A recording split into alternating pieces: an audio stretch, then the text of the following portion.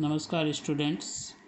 आज हम बात करेंगे कि फंक्शन हमें रीयूजिबिलिटी ऑफ कोडिंग की सुविधा कैसे प्रदान करता है। ठीक है, जैसा कि हमने प्रीवियस वीडियोज़ में हमने देखा है फंक्शंस के बारे में। तो फंक्शन एक तरह से हमें रिडंडेंसी जो होती है ना, उसको कम करता है, डुप्लीकेसी को कम करता है। जैसे सपोज़ कीजिए हमारे को ये एक आउटपुट चाहिए, स्टार की एक लाइन है, दूसरी स्टार की एक लाइन है, तो ये इस तरह का आउटपुट चाहिए। तो इस स्टार की लाइन के लिए मुझे एक का कोड लिखना पड़ेगा। मान लीजिए एक फॉर लूप लिख दिया आपने, ठीक है, 10 टाइम्स या 20 टाइम्स स्टार है, तो फिर उसी के लिए हमें एक और लूप लिखना पड़ेगा। ऐसे करते करते हमें 4 लूप लिखने पड़ेंगे, है ना। तो हम बार बार इस कोड को लिखें, इससे अच्छा है कि हम एक फंक्शन बनाएं और उस फंक्शन के अंदर उसी कोड को हमें यूज़ करना है, तो बार बार हम कॉल कर देंगे फंक्शन को। तो इस तरह से फंक्शन आपको रीयूजेबिलिटी ऑफ कोडिंग की सुविधा भी प्रदान करता है। ओके, यानी उस कोड की रिडंडेंसी आपकी कम हो जाती है। तो फंक्शन आपको क्या करेगा, उस पर्टिकुलर प्रोग्राम की कॉम्प्लेक्सिटी को भी रिड्यूस कर देगा, है ना। जैसा कि देखिए किस तरह से होगा ये, तो हम प्रोग्राम के थ्रू समझ रहे हैं यहाँ पर। तो हम एक प्रोग्राम लिख रहे हैं, ओके, हैज़ इंक्लूड सी के अंदर ये प्रोग्राम है आपका stdio.h has include console input output dot H. Okay, उसके बाद वाइट में, ओके। देखिए यहाँ पर हम क्या करेंगे, यूज़र जो भी फंक्शन बनाएगा, तो यूज़र के द्वारा उस फंक्शन को हम एक इनपुट देंगे कि नंबर ऑफ़ स्टार कितने प्रिंट करना है ना, एक लाइन के अंदर। तो उसके लिए हम यहाँ पर एक वेरिएबल ले लेते हैं, जैसे n हमने ले लिया। ओके, इस तरह से क्लियर स्क्रीन। यूज़र से इनपुट ले लेते हैं कि आपको कितने स्टार प्रिंट करवाने हैं। ओके, तो हम एक normal variable enter an message दे देते हैं। ओके, और यहाँ पर आप स्कैनअप करके उस एन के अंदर वो वैल्यू यूज़र से जो दी है उसे आप एक्सेप्ट कर लेंगे। ठीक है, ऐसे। अब देखिए हम यूज़र डिफाइन फंक्शन बना रहे हैं, तो फंक्शन का नाम भी हमें खुद को डिसाइड करना है। तो जैसे मान लीजिए फंक्शन का नाम हम क्या रखेंगे, जैसे ड्रॉ लाइन है ना, तो फंक्शन यहाँ पे कॉल हो रहा है ना, तो यहाँ पर आपको ड्रॉ लाइन फंक्शन का नाम दे दिया और एक एन इनपुट आपने दे दिया। ठीक है, तो ये फंक्शन जहाँ पे भी बना होगा उसको ये कॉल कर देगा। ओके, इस तरह से हमें एक और लाइन बनानी है, तो हमने ड्रॉ लाइन, उस फंक्शन को हमने दोबारा कॉल करवा दिया। ओके, एक एन इनपुट दे दिया। अब उसके बाद हमें मैसेज देना है, जैसे ये, तो ये मैसेज है, तो नॉर्मल आप प्रिंट एफ मैसेज दे दीजिए यहाँ पे, है ना, /n, एक लाइन नीचे आ गए यहाँ पे, और हमने कोड लिख दिया दिस इज़ माई प्रोग्राम, जो भी को आपने लिखा है वो, है ना, और /n वापस दे दिया हमने। अब देखिए हमें 2 लाइनें और प्रिंट करनी है, तो 2 बार और हम वहाँ पे कॉल करवा देते हैं ना। नाम आप कुछ भी रख सकते हैं, कोई ज़रूरी नहीं ड्रॉ लाइन ही लिखें, आप ड्रॉ लिख दीजिए, है ना, लाइन लिख दीजिए, ABC लिख दीजिए, कुछ भी, है ना, बस आपका नाम एक वैलिड आइडेंटिफायर होना चाहिए। ओके, इस तरह से क्लियर। अब यहाँ देखिए इस प्रोग्राम को, मेन प्रोग्राम को हमने टर्मिनेट कर दिया। ओके, अब ये जो ड्रॉ लाइन है इसकी डेफिनेशन हम यहाँ लिखेंगे। ओके, ये डेफिनेशन मैंने प्रीवियस वीडियो में बताया आपको, ये आप मेन के पहले भी लिख सकते हैं, ठीक है, और मेन के बाद भी लिख सकते हैं। यदि मेन के बाद लिखेंगे तो यहाँ पे प्रोटोटाइप देना पड़ेगा। क्या प्रोटोटाइप, कि ये रिटर्न कुछ नहीं कर रहा है तो वॉइड हो गया। फंक्शन का नाम क्या है, ड्रॉ लाइन है, और एक पैरामीटर ले रहा है इंटीजर टाइप का, तो इंट, है ना, तो ये फंक्शन प्रोटोटाइप देना जरूरी होगा आपको। ओके, ऐसे यानी इंट्रोडक्शन। अब देखिए इस ड्रॉ लाइन की कोडिंग हम यहाँ कर रहे हैं, तो रिटर्न क्या कर रहा है, ये कुछ भी नहीं, यानी कोई न्यूमेरिक वैल्यू रिटर्न नहीं कर रहा है, मैसेज प्रिंट हो रहा है ना, तो इसलिए रिटर्न टाइप वॉइड होगा आपका।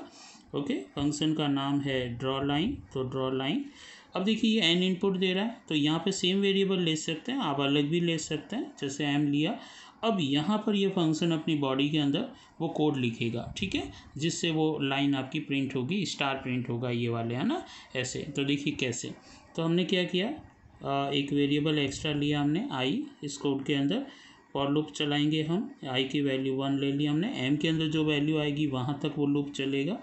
ठीक है, ये लूप तो आपको भली बात ही आता ही है अब आपको, है ना, और यहाँ पर ये जैसे ही लूप आपका एग्जीक्यूट होगा, प्रिंट ऐप हमने यहाँ पर स्टार प्रिंट करवा दिया। ओके, और जैसे ही फॉल्स होगा हम इसे नेक्स्ट लाइन में ट्रांसफ़र कर देंगे, ठीक है, ताकि दोबारा जब कॉल होगा तो वो नेक्स्ट लाइन के अंदर उसका कोड एग्जीक्यूट होगा। ठीक है, इस तरह से।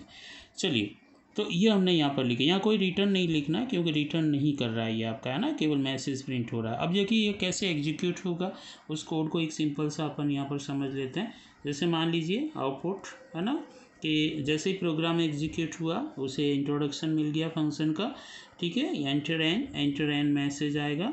ओके, आपने वहाँ पे दिया 10 मान लीजिए, है ना, 10, तो 10 किस में चला गया, एन के अंदर।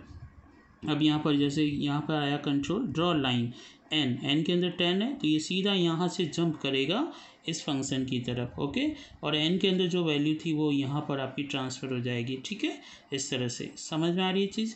अब जैसे यहाँ पर आएगा आई 1 बनेगा, 1 बन के ही 1 less than equal 10, condition is true, true होते ही एक स्टार प्रिंट होगा, फिर यहाँ आई प्लस प्लस, फिर 2 less than 10, condition true, star, और ये लूप इस तरह से चलता जाएगा।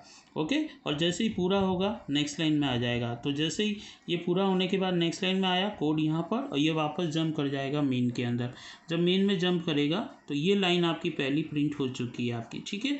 अब जैसे मेन में सेकेंड लाइन पे आएगा, वापस ड्रॉ लाइन है तो सेम फंक्शन को वापस से ये कॉल करेगा और सेम कोड वापस से रिपीट होगा आपका। सेम कोड जब रिपीट होगा तो एक और लाइन आपकी प्रिंट हो जाएगी। ओके, उसके बाद वापस से यहाँ आ गया, दिस इज़ माय प्रोग्राम आपका प्रिंट हो जाएगा। और उसके बाद हमने देखिए ड्रॉ लाइन को 2 बार और कॉल किया है, तो 2 बार जब और कॉल करेंगे तो वो 2 लाइनें और प्रिंट करके चला जाएगा, ठीक है।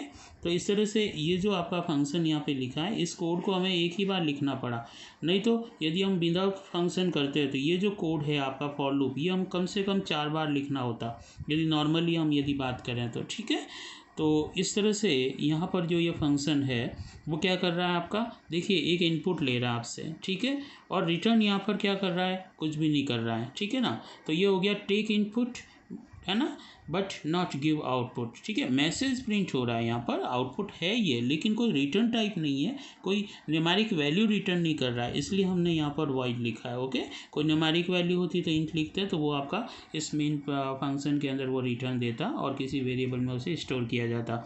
एक मैसेज प्रिंट हो रहा है, पैटर्न प्रिंट हो रहा है, तो वो कभी भी आपका न्यूमेरिक वैल्यू रिटर्न नहीं होती है उसमें, है ना, तो वो एक पैटर्न प्रिंट होकर चला जाता है, इसलिए इसका रिटर्न टाइप हम क्या देते हैं, वॉइड।